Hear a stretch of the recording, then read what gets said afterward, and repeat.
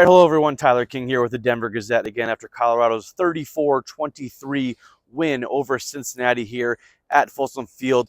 I was so close to my prediction being right in today's Denver Gazette. I think I had the Buffs winning 34-27, but I will give myself a little bit of a credit because I did, in my little explainer of my pick, I said CU would win or would be up by double digits and Cincinnati would get a late score to kind of make it look a little bit closer than it was. So I'll give myself a little bit of credit there, but I mean, just an impressive win again for the Buffs, something we've kind of been talking about here. But this one comes at home. I mean, it's the first home game all season that hasn't been decided by one score or less. So obviously the games earlier this year against North Dakota State, Baylor, Kansas State more recently, but it's an impressive win for CU that moves them to 6-2 on the season, bowl eligible for the first time since 2020 as a program, first time in a full season since 2016. So nobody really on the coaching staff, playing side has experienced a bowl game here, and while obviously that was not the biggest goal for them this season. It's something they've made clear for a while.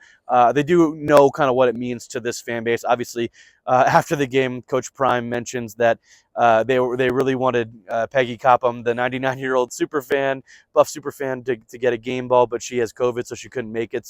But they did give her a phone call from the locker room and kind of told her, we got you to a bowl game, which is kind of a thing that Coach Prime has taken on himself as a goal of his for this season, just because he's gotten a chance to know Peggy the last couple of years and build a relationship. And obviously he talks about how special she is and how much she means to the program. So that was really cool after the game that they were able to kind of connect in the locker room and just kind of share the moment, because it is a big moment for CU. Obviously, last year they have the hot 3-0 start and they finish 4-8, against a tough Pac-12 schedule. And this year, despite the fact that the schedule is objectively easier, this Big 12 is not nearly as good as the Pac-12 was last year, which I'll talk about in a little bit on the Big 12 side.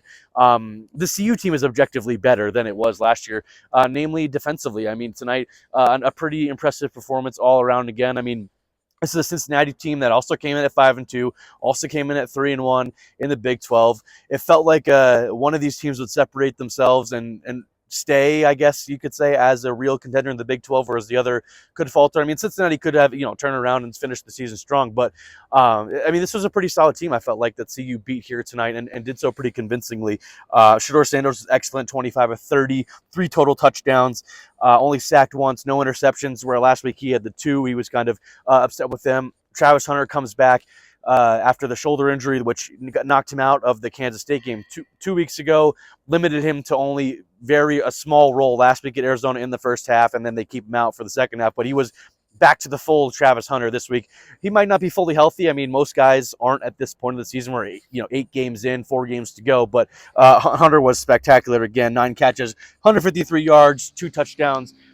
Just another outstanding performance as he kind of reintroduces himself into the Heisman race, where maybe people were forgetting about him a little bit the last couple of weeks with Boise State running back Ashton Jeanty continuing to put up big numbers, and Miami quarterback Cam Ward with some big comeback wins recently. But and I wrote about this a little bit, but Hunter, he's hurt more by any other player in this Heisman race by not playing, because what he does when he does play is so much more impressive. With the 130 snaps he plays tonight, that's just common for him. He only had a couple off. I think he had 4 pass breakups defensively. I mean, he was all over the field on that side of the ball as well. So definitely a reintroduction of himself into the Heisman race. Some conversation about that after the game as well, with questions being asked about why Shedeur Sanders isn't in the Heisman race, despite where he ranks among all quarterbacks nationally in yards, touchdowns, everything. I mean, he's obviously had a very successful season, but it's not something he really cares about. He feels like he wants Travis to win it because he feels like in that regard he was joking.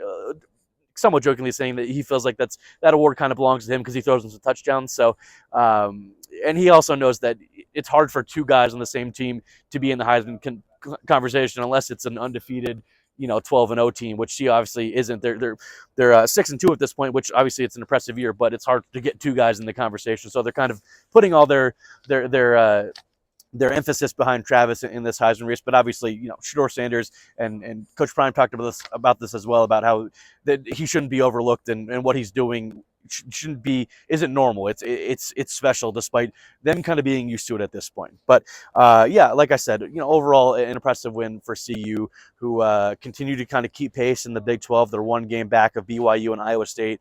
BYU gets an impressive win today at UCF. Iowa State was off, but obviously they're still unbeaten in conference play. And CU with 4 games left, they've got a bye coming up before they go to Texas Tech there on November 9th.